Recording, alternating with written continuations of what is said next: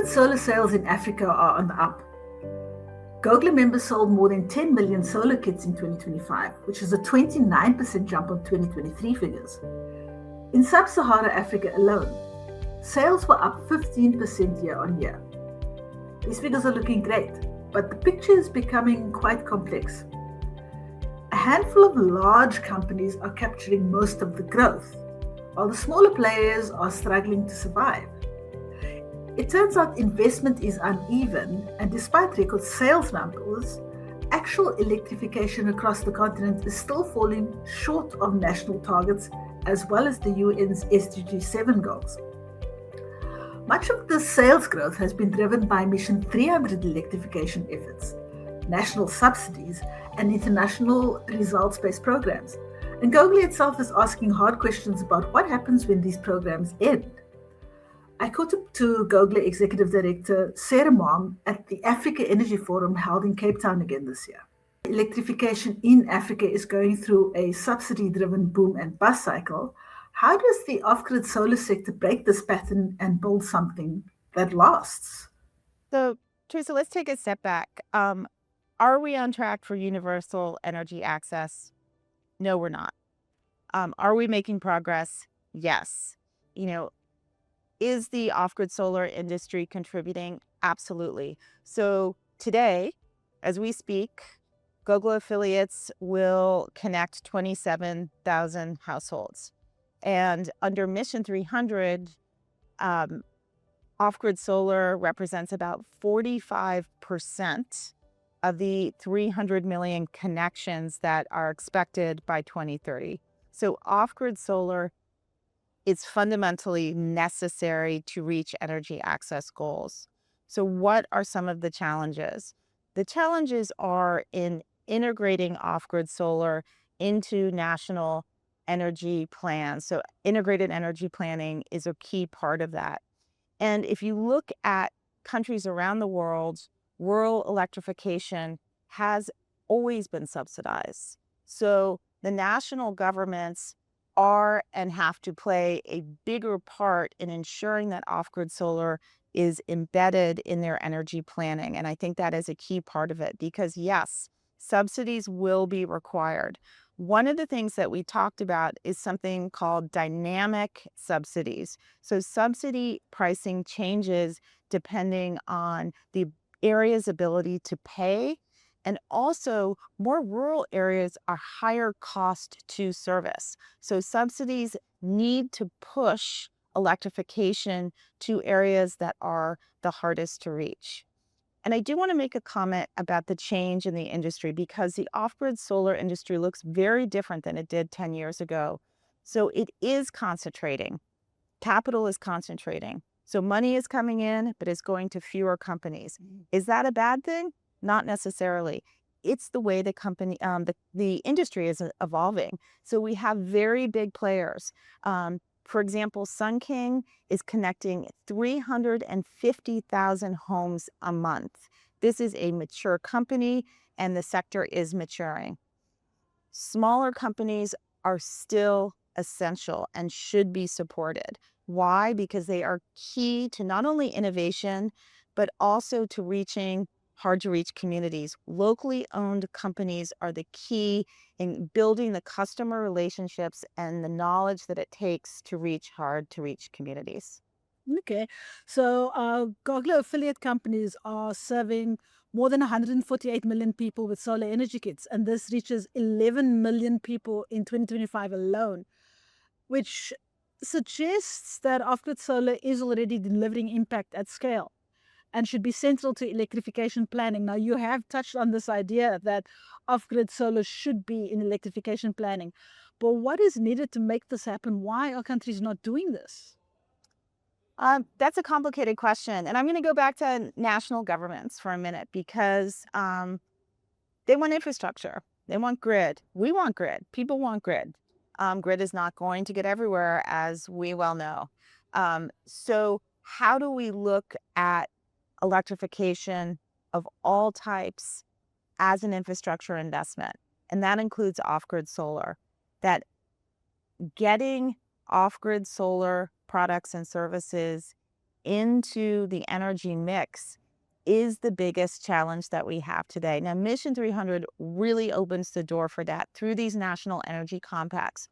Our challenge now is to work with the national governments to say, okay, you've made these commitments, but what are you actually doing and funding to make sure that all energy technologies are being supported, including off-grid solar, which is the least cost and fastest to deploy. And that is the key, least cost, fastest to deploy. And does it last? So one sort of notion is that a solar home kit isn't going to last. The technology's changed, it's better, but also the average warranty is 5 years now. So what is key to making sure that off-grid solar is successful is warranty, after sales, customer service. We also emphasize repairability.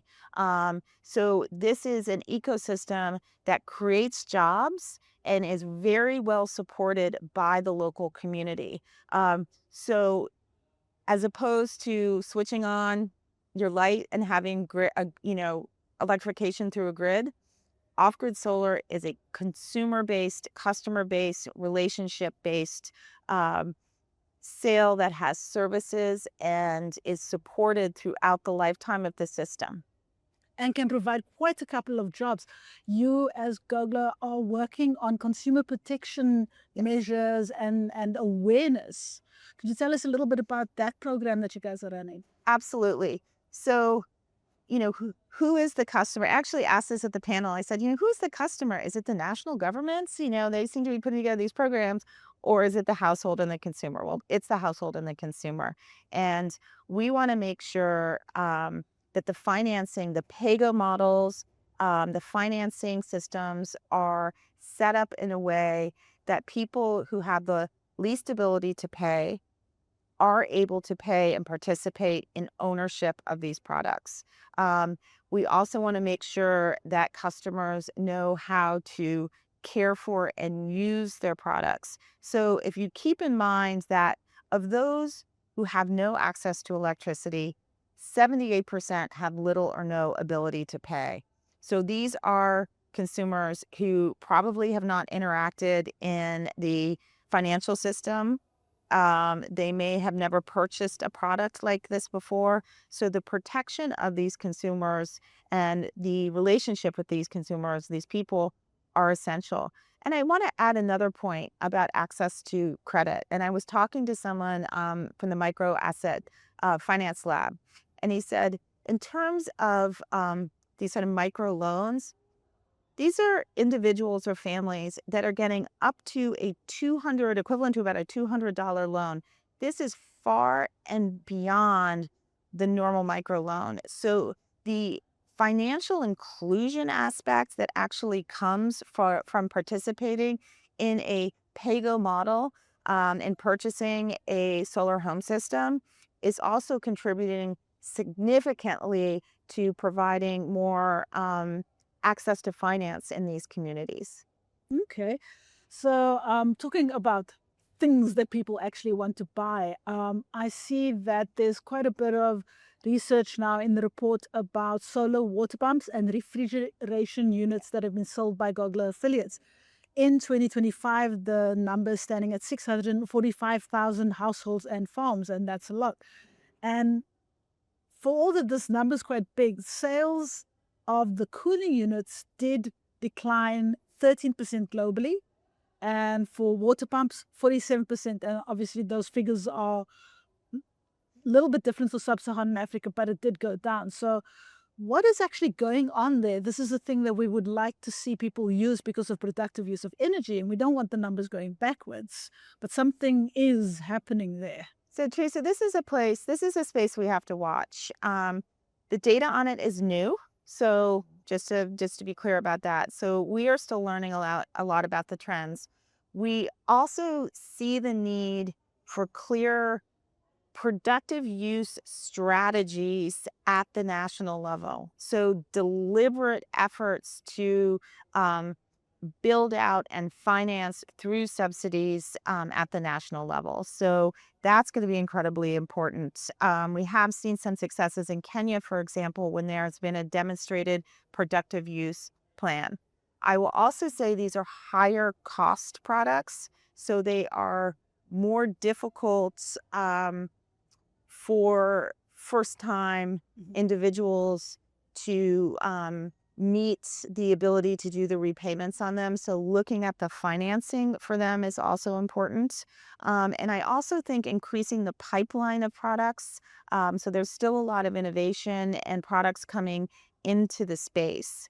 But it is incredibly important one to watch. At GOGLA, we are part of the Agri-Energy Coalition, which is a large group of donors and partners that are very, very focused on increasing the productive uses of energy in the ag space.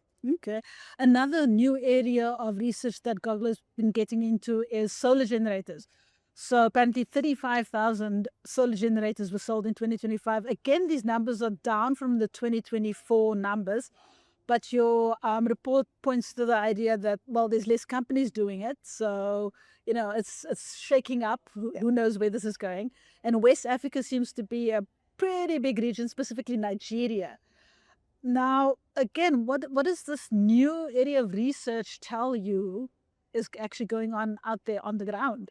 I think this is the future. And I'm glad you brought up Nigeria because I just one step back in terms of the dynamics for the sector.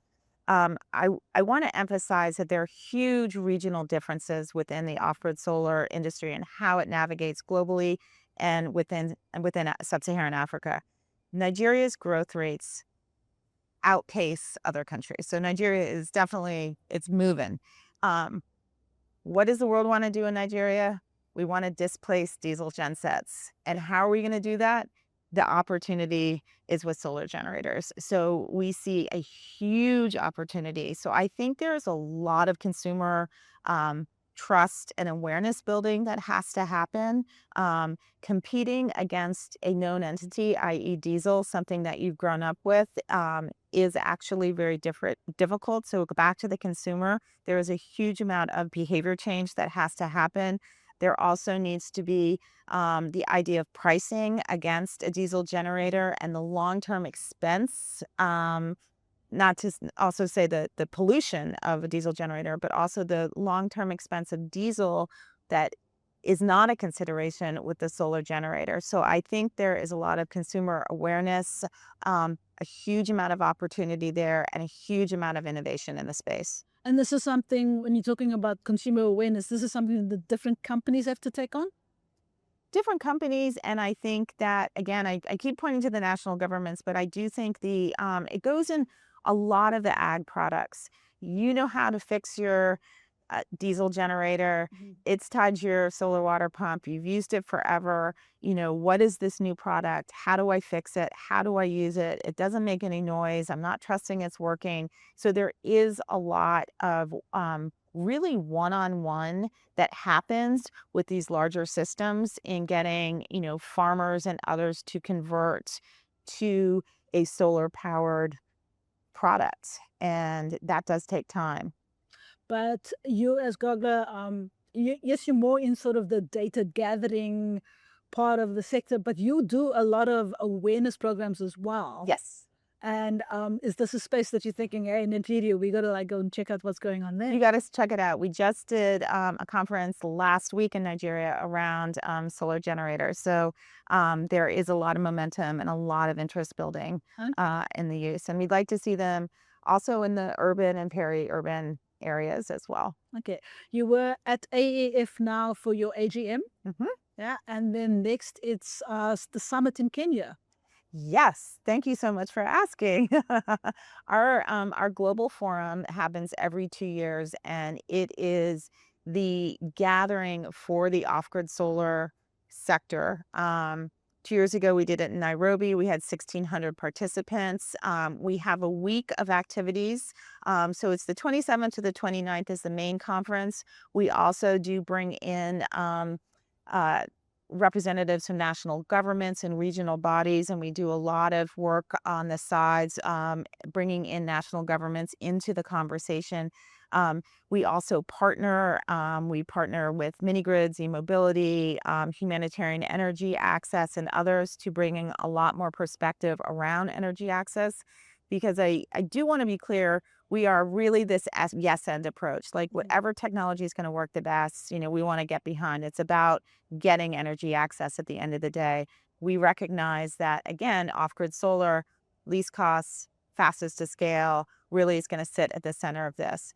But the forum is in Kigali, October 27th to the 29th, and I really encourage people to come, participate, and be part of the off-grid solar conversation. Okay, so it's Rwanda this year. I hope you're going to do Cape Town next. Great.